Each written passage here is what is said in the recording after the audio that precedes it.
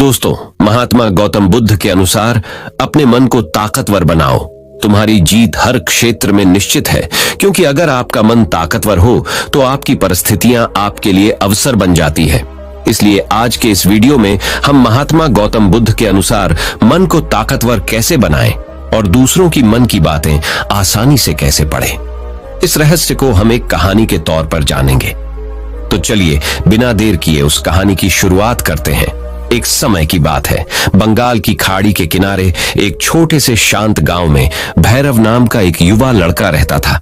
भैरव अपने क्रोधी स्वभाव और चंचल मन के कारण गांव भर में प्रसिद्ध था।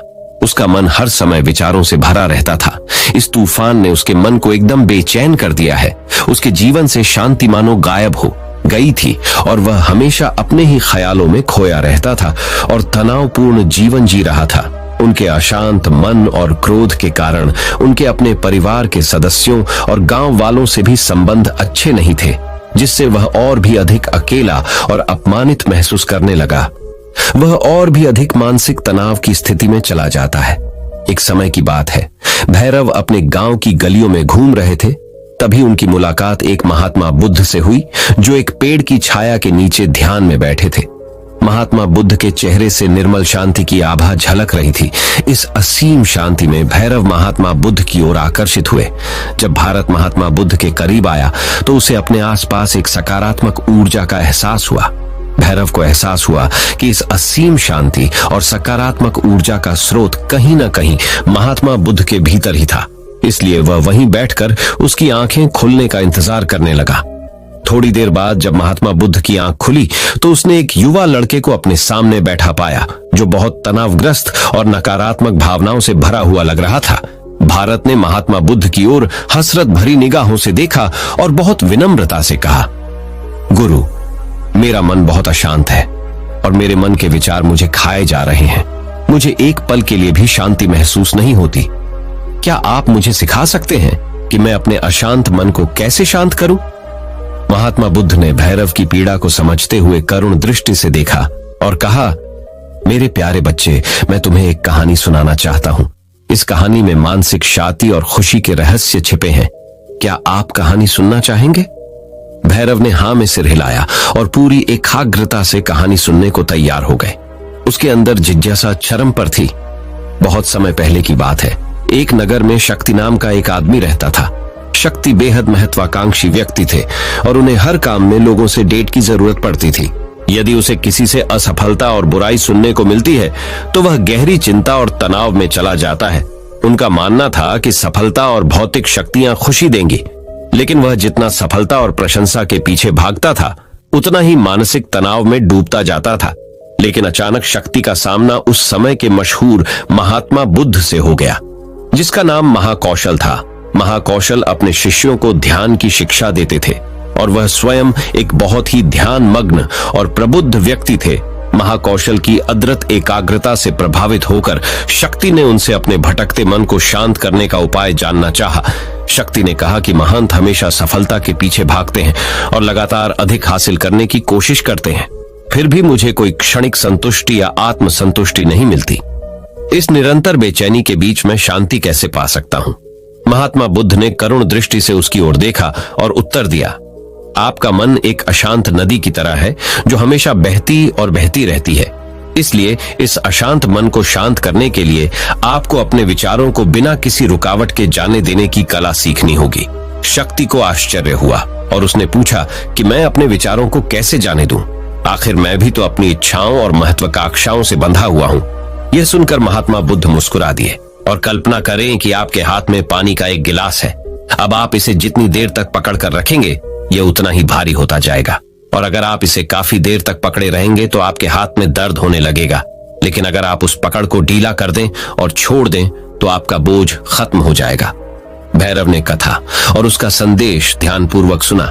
वह समझ गया कि अपने विचारों और इच्छाओं से चिपके रहने से उसका बोझ बढ़ जाता है और अंदर ही अंदर अशांति पैदा कर देता है। अब भैरव को कथा का अंत सुनने की उत्सुकता से प्रतीक्षा थी। महात्मा बुद्ध ने कहानी जारी रखते हुए कहा कि शक्ति ने महात्मा बुद्ध के शब्दों के बाद विचारों को छोड़ने का अभ्यास करना शुरू कर दिया। वह बिना किसी पूर्व निर्णय के अपने विचारों और भावनाओं को आते और जाते देखता है। अब उसने विचारों को पकड़ना बंद कर दिया था। विचार उठते थे और अपने आप चले जाते थे। धीरे धीरे उसे यह एहसास होने लगा कि उसकी इच्छा और भावना ही सभी दुखों का कारण है। जैसे जैसे शक्ति ध्यान में गहरे उतरते गए, उन्होंने पाया कि वर्तमान में जीना ही आंतरिक शांति का एकमात्र स्रोत है। वह खुद को वर्तमान में स्थापित करके अपने मन की निरंतर बकवास से छुटकारा पा सकता है। धीरे धीरे शक्ति का मन एक शांत झील की तरह हो गया, जो बाहरी दुनिया को अपने अंदर प्रतिबिंबित करती है। उन्होंने जीवन की सादगी में संतोष को अधिक महत्व दिया और भौतिक संपत्ति के प्रति अपना लगाव छोड़ दिया। जैसे ही ऐसे बदलाव की खबर लोगों के बीच फैली, दूर दूर से लोग मार्गदर्शन लेने आने लगे। लोगों को विचारों को मुक्त करने की कला सिखाना और उन्हें अपने भीतर शांति खोजने के लिए मार्गदर्शन करना, वह लोगों के बीच शांति और ज्ञान का प्रतीक बन गए। शक्ति और साधु की कथा समाप्त कर महाकौशल महात्मा बुद्ध कुछ देर के लिए चुप हो गए, ताकि इस कहानी का अर्थ भैरव के मन में अच्छी तरह बैठ जाए। भारत ने महात्मा बुद्ध की ओर देखा तो उनकी आंखों में अब एक नई समझ दिखाई दे रही थी। भैरव ने धीरे से कहा कि मुझे इस कहानी में ज्ञान दिखता है, लेकिन मैं इसे अपने जीवन में कैसे लागू करूं? मैं अपने अशांत मन को कैसे शांत कर सकता हूं? भैरव के इस सवाल पर महात्मा बुद्ध मुस्कुराते हैं और फिर कहा कि अशांत मन को शांत करने का अभ्यास आत्म जागरूकता से शुरू होता है। अपने भीतर उठने वाले विचारों का निरीक्षण करने के लिए प्रतिदिन कुछ समय निकालें। उन भावनाओं पर ध्यान दें जो आपके मन में आती हैं और देखें कि वे कैसे आती हैं और आकाश में गुजरते बादलों की तरह फिर कैसे चली जाती है। भैरव ने आंखें बंद कर लीं और महात्मा बुद्ध के कहे अनुसार अपने विचारों का अवलोकन करने लगे। जैसे ही उसने अपने भीतर उठने वाले विचारों पर ध्यान देना शुरू किया, उसे एहसास हुआ कि इसलिए उसे चिंता और इच्छाओं की एक निरंतर धारा अपने अंदर बहती हुई महसूस हुई।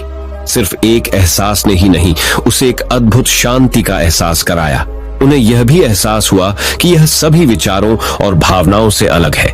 महात्मा बुद्ध ने आगे कहा कि जैसे शक्ति ने खुद को सभी मोह माया से अलग कर लिया था, अपने मन को अशांतकारी विचारों और भावनाओं से मुक्त करने का अभ्यास विकसित करें। बिना किसी पूर्वाग्रह के विचार को वैसे ही स्वीकार करें जैसे वह आता है, और फिर धीरे धीरे उन्हें जाने दें और अपना ध्यान वर्तमान क्षण पर केंद्रित करें। लेकिन भैरव ने टोकते हुए कहा कि क्या होगा अगर विचार और भावनाएं इतनी मजबूत हों कि वे बनी ही रहें और दिमाग से निकलने से इनकार कर दें। महात्मा बुद्ध ने भैरव की बात पर सहमति जताते हुए सिर हिलाया और कहा, ऐसे कई मौके आएंगे जब आपके मन में सवालों का बवंडर चल रहा होगा। जब आपका दिमाग आपकी बात ही नहीं सुनेगा, तो ऐसे में आपको अपनी सांसों की ताकत पर विश्वास करना होगा। एक बार फिर भिक्षु ने भैरव से कहा, अपनी आंखें बंद करो और अपनी सांसों पर ध्यान केंद्रित करने के लिए अपने पेट को ऊपर उठता हुआ और मथता हुआ महसूस करो। महात्मा बुद्ध ने बताया कि जब भी आपका मन अशांत हो तो तुरंत अपनी सांसों पर लौट आए। सांस की वाद्य गति आपको तुरंत वर्तमान के चरणों में वापस खींच लेगी और आपको शांति का अनुभव अवश्य होगा। एक महात्मा बुद्ध के निर्देशानुसार आने और जाने वाली सांसों पर ध्यान केंद्रित करने का प्रयास किया। इस छोटे से व्यायाम से उन्हें मानसिक शांति का अनुभव हुआ। उसे याद आया कि उसकी सांसें हमेशा उसके साथ थीं, जो उसे वर्तमान क्षण की याद दिलाती थी, आराम और शांति लाती है। भैरव के इस विकास को देखकर महात्मा बुद्ध मंद मंद मुस्कुराए और बोले, बेचैन मन को शांत करना एक ऐसी साधना है जिसके लिए बहुत प्रयास और दृढ़ इच्छा शक्ति की आवश्यकता होती है। क्योंकि लगातार व्यायाम से मांसपेशियां मजबूत होती हैं, उसी तरह नियमित अभ्यास से मन भी शांत होता है। स्वीकृति में सिर हिलाते हुए एक महात्मा बुद्ध को धन्यवाद देते हुए उन्होंने वादा किया कि आज से वह अपने अशांत मन को शांत कर सकेंगे और अपनी गैर शक्तियों को मुक्त कर सकेंगे और अपने भीतर शांति पाने के लिए इस यात्रा पर निकलने में सक्षम हो सकेंगे। महात्मा बुद्ध ने भैरव के कंधे पर हाथ रखा और कहा कि मुझे आपकी क्षमता पर बहुत विश्वास है और आपको जल्द ही अपनी आंतरिक शांति मिलेगी। लेकिन याद रखें कि यह आसान नहीं होगा। लेकिन अगर आप दृढ़ इच्छा शक्ति और खुले दिल से प्रयास करेंगे तो आप निश्चित रूप से वह मुक्काम पा लेंगे जो आपके अंदर है। उस दिन से भैरव अपने अशांत मन को शांत करने का प्रयास करने लगे और हर दिन ध्यान करने के लिए एक अलग समय निर्धारित करें। उसने अपने मन में उठने वाले विचारों को बिना किसी रोक टोक के जाने दिया और अपनी सांसों के जरिए खुद को वर्तमान में बनाए रखने की कोशिश की। समय के साथ अभ्यास करते हुए भैरव को अपने अंदर शांति का अनुभव हुआ। जैसे जैसे समय बीतता गया, भैरव को ज्ञान और शांति का स्रोत कहा जाने लगा। ग्रामीण अपने अशांत मन को शांत करने के लिए भैरव के पास आते हैं। महात्मा बुद्धौके के शिक्षक आत्म जागरूकता की शक्ति को साझा करते हैं और दूसरों को महात्मा बुद्धों के विचार पढ़ाने में मदद करते हैं और आंतरिक शांति पाने की शिक्षाओं को साझा करते हैं। इसके साथ ही उन्होंने अपनी सांसों पर ध्यान देने और अपने विचारों को मुक्त करने की कला भी सिखाई। ऐसे निवासियों का विकास हुआ और उन्हें मन की अमूल्य शांति मिली। महात्मा बुद्ध की शिक्षाओं और भैरव द्वारा संचालित अभ्यास के माध्यम से विचारों को त्यागने और वर्तमान में जीने की कला दूर दूर तक फैल गई है। उन्होंने कई लोगों की जिंदगी बदल दी और जैसे जैसे समय बीतता गया, उनकी जिंदगी और भी बदलती गई। भैरव का शांत प्रभाव उसके गांव की सीमाओं से परे तक फैला हुआ है। आसपास के गांवों और शहरों से लोग भैरव के परिवर्तन की कहानी सुनते हैं, उनसे सलाह लेने आते हैं। मन के बोझ तले दबे लोगों के लिए भारत आशा की किरण बन गया।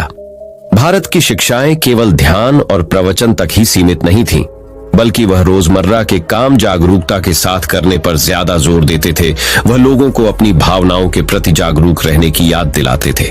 इस बात पर ध्यान दें कि आप दिन भर में क्या कहते हैं और अपने आसपास होने वाली घटनाओं पर आप कैसे प्रतिक्रिया करते हैं। हर काम पूरी जागरूकता के साथ करें। जब आप खाएं तो प्रत्येक टुकड़े के स्वाद का आनंद लें। जब आप सूरज की रोशनी के सामने खड़े होते हैं तो उसकी गर्मी महसूस करते हैं। लोग क्या कहते हैं उसे ध्यान से सुनें और समझें। छोटे छोटे बदलावों से लोगों के जीवन में चमत्कारिक परिवर्तन आए। भैरव की शिक्षाओं से लोगों ने सीखा कि जीवन का आनंद वर्तमान में जीने में है। दोस्तों, मुझे आशा है कि आपने इस वीडियो से बहुत कुछ सीखा होगा। लेकिन रुकिए दोस्तों, अब हम जानते हैं कि मन को पढ़ने की रहस्यमयी विधि क्या है। कैसे किसी के भी मन को अपने अंदरूनी शक्ति से पढ़ा जा सकता है। तो चलिए दूसरे कहानी की शुरुआत करते हैं। किसी के भी मन की बातें जानने के लिए 3 तरीके होते हैं, लेकिन इन तीनों तरीकों को समझना अति आवश्यक है। यदि आप इन तीनों तरीकों को समझ लेते हैं तो आप किसी के भी मन की बातें बड़ी ही आसानी से जान सकते हैं, समझ सकते हैं। तो चलिए इसे एक बुद्ध कहानी के माध्यम से समझते हैं कि किस तरह से आप दूसरों की मन की बातें जान सकते हैं, समझ सकते हैं। बहुत समय पहले की बात है। एक छोटा सा गांव था। उस गांव में 2 भाई रहा करते थे। बड़ा भाई अंधा था, जिसके कारण वो हमेशा घर पर ही बैठा रहता था और छोटा भाई खेती किया करता था। लेकिन खेतों में अधिक जानवर आने से पूरी फसलें नष्ट हो जाती थीं, जिस कारण छोटा भाई बहुत परेशान हो चुका था। तभी उसे एक तरकीब सूझी। एक दिन उसने सोचा, खेतों में से इन जानवरों को भगाने के लिए क्यों ना मैं अपने बड़े भाई की मदद लूं। वैसे भी बड़े भैया अंधे हैं। अगर वह खेत में बैठे रहेंगे और जानवरों की आहट आने पर वह उन्हें जोर से चिल्लाकर भगा सकते हैं, जिससे हमारी फसलें बच सकती हैं। इसलिए उन्हें मैं खेत में बिठा देता हूं। ये सब सोच विचार करने के बाद उसने अपने खेत में ही एक छोटी सी झोपड़ी तैयार की और अपने अंधे भाई को उस खेत में बैठा दिया और उनसे कहा, भैया, यदि कोई जानवर की आहट आपको सुनाई दे तो आप जोर जोर से चिल्लाना। यह सुनकर वह जानवर वहां से भाग जाएंगे और हमारी फसलें नष्ट होने से बच जाएंगी। बड़ा भाई अपने छोटे भाई की बात मान लेता है और वो उस दिन से खेत में ही रहना शुरू कर देता है। जब भी किसी जानवर की आहट उसे सुनाई देती तो वो तुरंत जोर जोर से चिल्लाना शुरू कर देता, जिससे वह जानवर उसके खेतों से भाग जाते। ऐसा करते करते कई दिन बीत चुके थे। तभी एक दिन उसके खेत में ही रहना शुरू कर देता है। जब भी किसी जानवर की आहट उसे सुनाई देती तो वो तुरंत जोर जोर से चिल्लाना शुरू कर देता, जिससे वह जानवर उसके खेतों से भाग जाते। ऐसा करते करते कई दिन बीत चुके थे। तभी एक दिन उसके खेत में एक हिरण भागता हुआ आता है और वह खेत के बांध को तोड़कर वहां से भाग गया। लेकिन उसी हिरण का पीछा करते हुए एक राजा भी उस खेत में आ पहुंचा। तभी राजा की नजर उस अंधे भाई पर पड़ती है। राजा उस व्यक्ति से कहता है, देखो, मैं यहाँ पर एक जानवर का पीछा करते हुए आया हूँ। क्या तुमने उस जानवर को यहाँ पर देखा है? इस पर वो व्यक्ति कहता है राजन, मैं तो अंधा हूँ। मैं भला किसी जानवर को कैसे देख सकता हूँ? लेकिन मैं आपको इतना जरूर बता सकता है कि जो जानवर मेरे खेतों से होकर भागा है वह आपके लायक नहीं है। आप उसके पीछे अपना समय यूं ही व्यस्त कर रहे हैं। राजा उस अंधे व्यक्ति की बात सुनकर बड़ा अचरज में पड़ गया। वो ये सोचने लगा कि आखिर यह तो अंधा है, फिर इसे कैसे पता कि जिस हिरण को मैं तलाश रहा हूं वह हिरण मेरे लायक है ही नहीं। यह अंधा व्यक्ति मुझे कैसे बता सकता है। तभी राजा उस अंधे व्यक्ति से कहता है, कहीं तुम मुझसे झूठ तो नहीं कह रहे हो। एक तरफ तुम ये कहते हो कि तुम अंधे हो और दूसरी तरफ तुम ये भी कह रहे हो कि जो जानवर यहां से भागा है वो मेरे लायक नहीं है। इस पर वो अंधा व्यक्ति कहता है, हे राजन, जिसे आप एक हिरण समझ रहे हैं, असल में वह एक हिरण नहीं है बल्कि एक हिरणी है, और वह भी गर्भवती है। और जहां तक मुझे ज्ञान है, मैंने कभी किसी राजा को किसी गर्भवती हिरणी का शिकार करते हुए नहीं सुना है, और इसी कारण मैं आपसे ये कह रहा हूं कि वो आपके लायक नहीं है। आप उसके पीछे अपना समय व्यर्थ ना करें। यह सुनकर राजा और भी अचरज में पड़ गया। वो ये सोचने लगा कि आखिर ये अंधा आदमी ये कैसे जान सकता है कि वो हिरनी है और गर्भवती है। राजा कुछ देर सोच विचार करने के बाद अपने सेनापति से कहता है, सेनापति जी, मुझे वो जानवर जिंदा चाहिए, क्योंकि मुझे यह पता करना है क्या वो हिरनी है और क्या वह गर्भवती है, क्योंकि यह अंधा आदमी बहुत विश्वास के साथ कह रहा है और मुझे इस बात की पुष्टि करनी है। यदि वह हिरनी हुई और गर्भवती हुई तो वह हमारे शिकार के लायक नहीं है, क्योंकि हम तो एक हिरण का पीछा कर रहे थे। इसलिए जाओ और पता करो कि क्या वो हिरनी है। सेनापति राजा से आज्ञा लेकर आगे की ओर बढ़ चलता है, और कुछ देर बाद जब वह वापस लौट कर आता है तो वह राजा को कहता है राजन, इस अंधे आदमी ने जो भी बातें कही हैं वो बिल्कुल सही है। वो एक हिरनी ही है और वह गर्भवती भी है।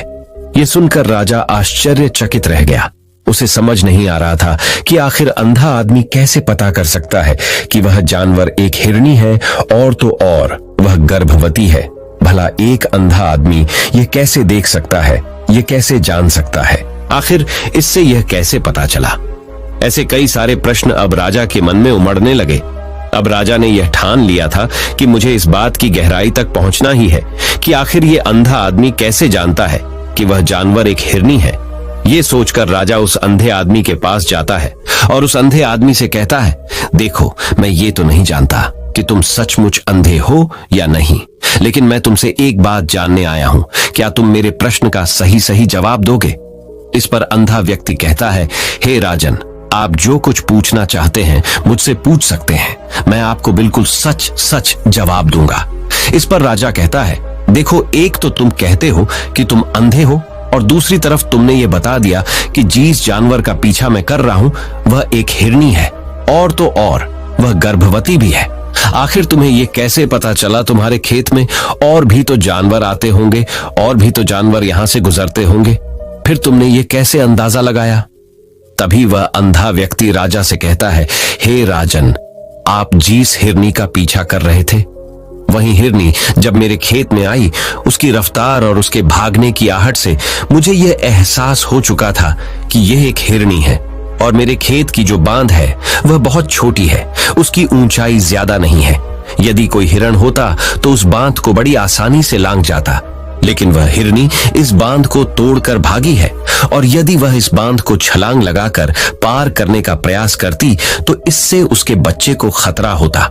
और इसी बात से मैंने ये पता लगा लिया कि वह गर्भवती है। इस कारण वह मेरे खेत की बांध को तोड़ते हुए भाग गई। इस पर राजा के मन में एक और प्रश्न उठा। राजा ने कहा, किंतु तुम्हें कैसे पता चला कि वह एक हिरनी ही है? और भी तो कोई जानवर यहाँ पर आ सकते हैं। इस पर वह अंधा व्यक्ति कहता है, हे राजन, मैं पूरा दिन सुबह शाम यहीं पर बैठा रहता हूँ और मेरी सुनने की शक्ति बहुत तेज है। मैं ये बात जानता हूँ कि कौन सा जानवर मेरे खेत में आया है, और उसी के आधार पर मैं जोर जोर से चिल्लाता हूँ ताकि वो मेरे खेत से भाग जाए और मेरे खेत की फसलों को नष्ट न करे। राजा उस अंधे आदमी का यह जवाब सुनकर पूरी तरह से संतुष्ट हो चुका था।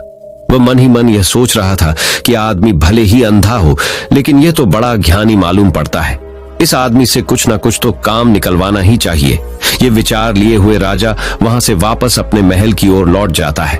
राजमहल पहुंचते ही राजा उस अंधे व्यक्ति से कहता है, आप तो बड़े ज्ञानी व्यक्ति हैं, आपको किसी भी बात का पता बड़ी आसानी से चल जाता है। आज मैंने आपको यहाँ पर इसलिए बुलाया है क्योंकि मैं आपसे ये जानना चाहता हूँ कि मेरी पत्नी पतिव्रता है या नहीं। इस पर वो अंधा व्यक्ति कहता है, हे राजन, यह कैसा प्रश्न हुआ? इस पर राजा कहता है, मैंने आपसे बिल्कुल उचित प्रश्न किया है। मुझे इस प्रश्न का उत्तर दीजिए। इस पर वो अंधा व्यक्ति कहता है, हे राजन, ये सारी बातें जाने दीजिए। आपकी शादी को इतने साल बीत चुके हैं और अब आप ये बात क्यों जानना चाहते हैं? आपके मन में ऐसे प्रश्न क्यों उठ रहे हैं? इस पर राजा जिद करते हुए कहता है, देखिए, आपको मुझे इस प्रश्न का उत्तर तो देना ही होगा। यदि आप मुझे इस प्रश्न का उत्तर नहीं देंगे तो मैं आपको मृत्यु दंड दे दूंगा। राजा के मुख से यह बात सुनकर वह अंधा व्यक्ति कहता है, हे राजन, यदि आप इस प्रश्न का उत्तर चाहते हैं तो उसके लिए आपको मेरा एक काम करना होगा। राजा कहता है, बोलो, मुझे क्या काम करना होगा? इस पर व्यक्ति कहता है, इसके लिए आपकी पत्नी को मेरे साथ कमरे में अकेले छोड़ना होगा। उस अंधे व्यक्ति की यह बात सुनकर राजा पहले तो क्रोधित हो जाता है, लेकिन फिर कुछ सोच विचार करने के बाद वह उस व्यक्ति की बात मान लेता है और अपने सेनापति को आदेश देता है, सेनापति जी, इस व्यक्ति को और मेरी पत्नी को एक कमरे में कुछ देर के लिए अकेला छोड़ दें। सेनापति बिल्कुल वैसा ही करता है। अब राजा की पत्नी और अंधा आदमी एक कमरे में बंद हो चुके होते हैं। तभी वो अंधा आदमी राजा की पत्नी से कहता है, मुझे आपको छूना है। इस बात पर रानी अत्यधिक क्रोधित हो जाती है और उस अंधे आदमी को वो पकड़ पकड़ कर पीटने लगती है, कभी हाथों से तो कभी लाथम से तो कभी पटक पटक कर। तरह से उन्होंने उस अंधे आदमी की खूब पिटाई की। उसके बाद किसी तरह से वह अंधा आदमी अपनी जान बचाकर वहां से भाग निकलता है और वह राजा के पास पहुंचता है और वह राजा से कहता है, हे राजन, आपकी पत्नी में पतिव्रता नहीं है।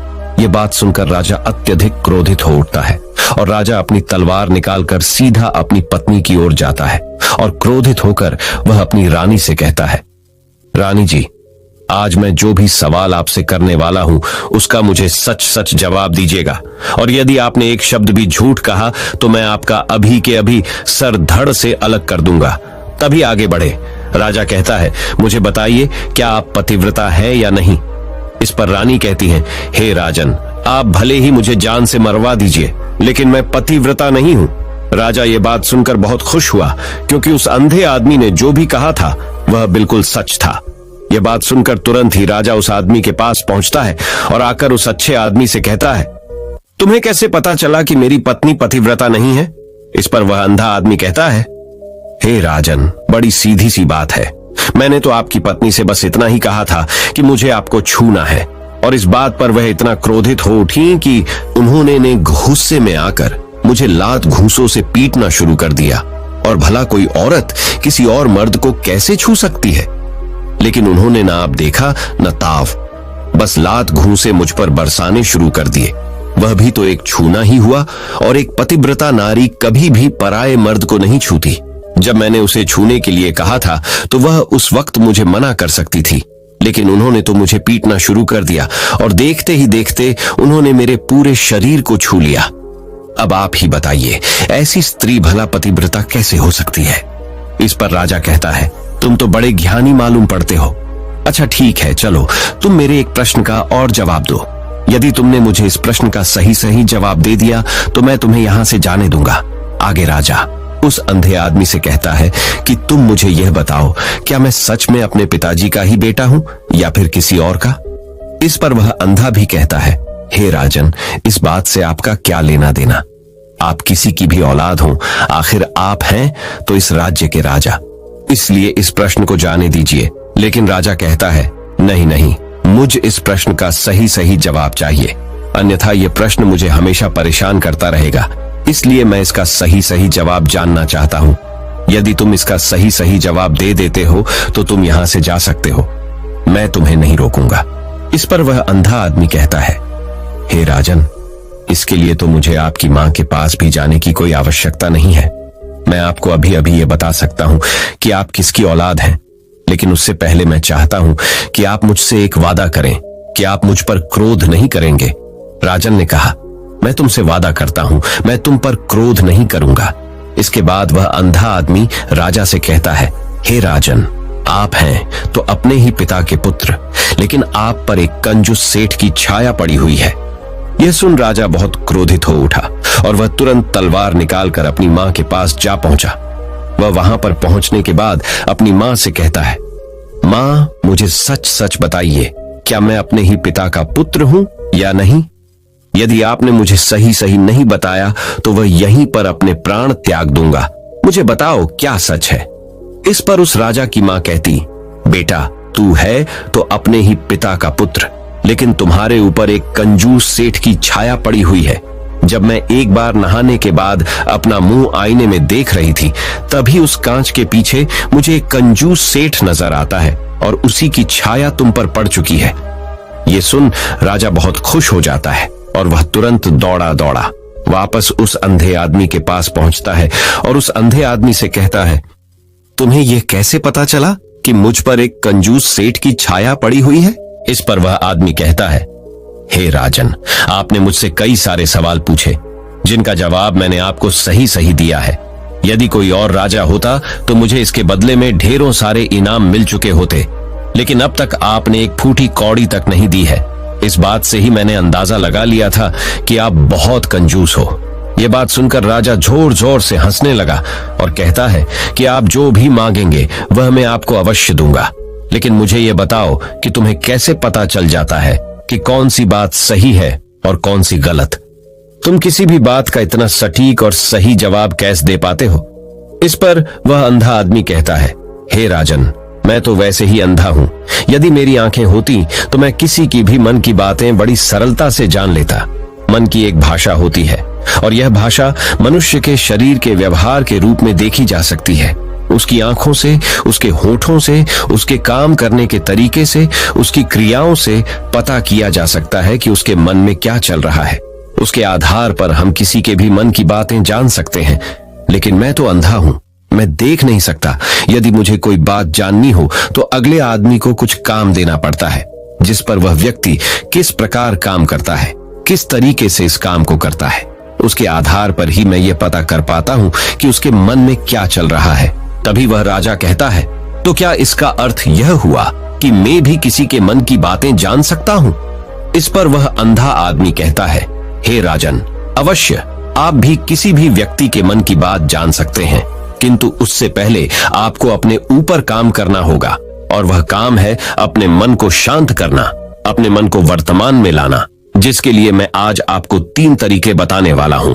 और ये तीनों ही तरीके बड़े ही आसान और सरल है, किंतु हे राजन, उससे पहले आपको एक काम करना होगा, अपने मन को एकाग्र करना होगा।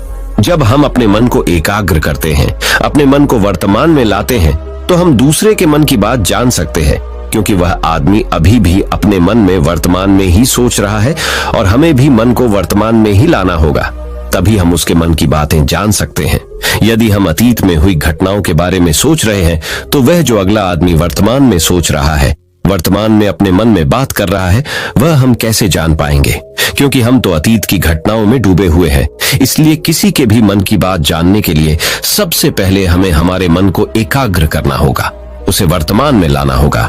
आगे वह व्यक्ति राजा से कहता है, हे राजन, जो 3 तरीके मैं आपको बताने वाला हूं, इन 3 तरीकों से बड़ी आसानी से किसी के भी मन की बातें जान सकते हैं। उसके बाद वह अंधा आदमी राजा से कहता है, हे राजन, जो सबसे पहला तरीका है वह है आंखों पर ध्यान देना। किसी व्यक्ति से बात करते वक्त उसकी आंखों में देखना, उसकी आंखों पर ध्यान देना, जो सबसे ज्यादा जरूरी है, क्योंकि आंखें बोलती नहीं पर बहुत कुछ कह जाती है।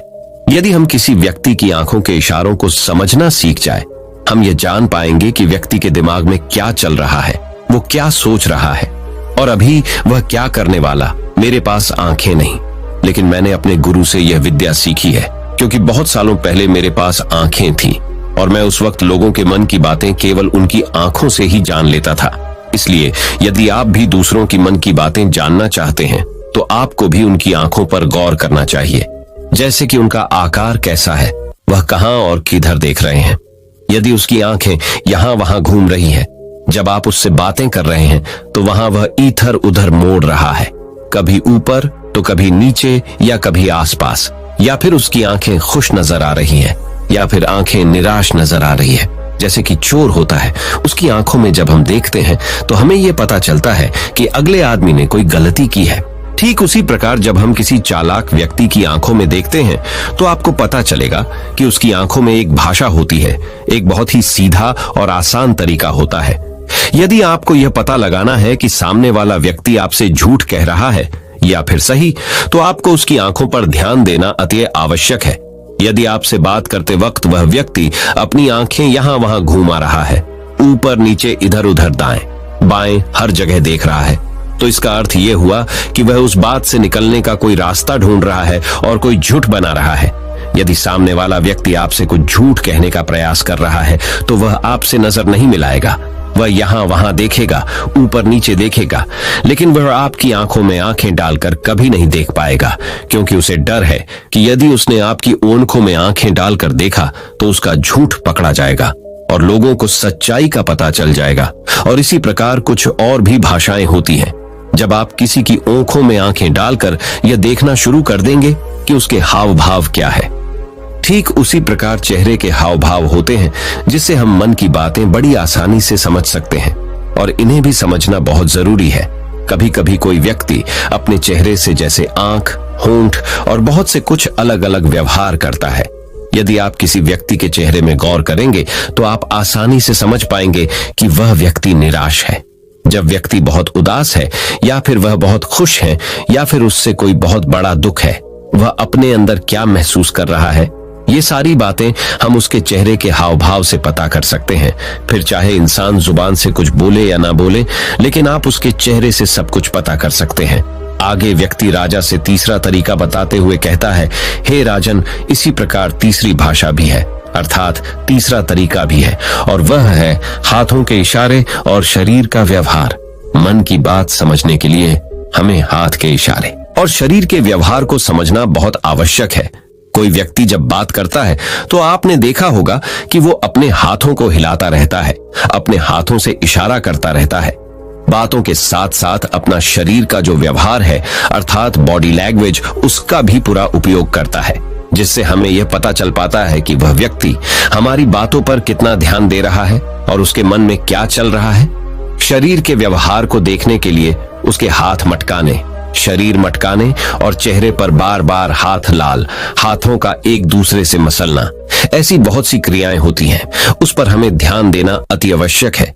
मन की बात को समझने के लिए हमें शरीर के व्यवहार को भी समझना पड़ता है। यदि हम इन 3 तरीकों को सही तरीके से ध्यान देकर इन 3 तरीकों को अच्छे से समझ लेते हैं तो हम बहुत जल्दी किसी भी व्यक्ति के मन की बातें बड़ी सरलता और सहजता से जान सकते हैं। इसलिए यदि आपको किसी के मन की बातें जानी है तो आपको उसकी आंखों पर, उसके चेहरे पर, उसके शरीर के हाव भाव को और उसके हाथों को ध्यानपूर्वक देखना और समझना होगा, जिससे आप यह समझ पाएंगे ये आखिरकार उसके मन में क्या चल रहा है और वह क्या सोच रहा है। लेकिन उनसे पहले आपको अपने मन को एकाग्र करना होगा, शांत करना होगा और अपने मन को वर्तमान में लाना होगा। तभी आप उस व्यक्ति की इन सभी क्रियाओं पर ध्यान दे पाएंगे, उन्हें समझ पाएंगे। अन्यथा आप यदि अतीत की घटनाओं में व्यस्त हैं, भविष्य की योजनाओं में व्यस्त हैं, तो आप उस व्यक्ति के हाव भाव पर कभी ध्यान ही नहीं लगा पाएंगे और ना ही आप कभी यह समझ पाएंगे कि आखिर उस व्यक्ति के मन में क्या चल रहा है, वह क्या सोच रहा है। आपने देखा होगा कि ऐसे कई बड़े संत महात्मा हैं जो बड़ी ही शांति से आपको देखते हैं और आपको देखकर ही ये बता देते हैं कि आपके मन में क्या चल रहा है, आप उनसे क्या जानने आए हैं।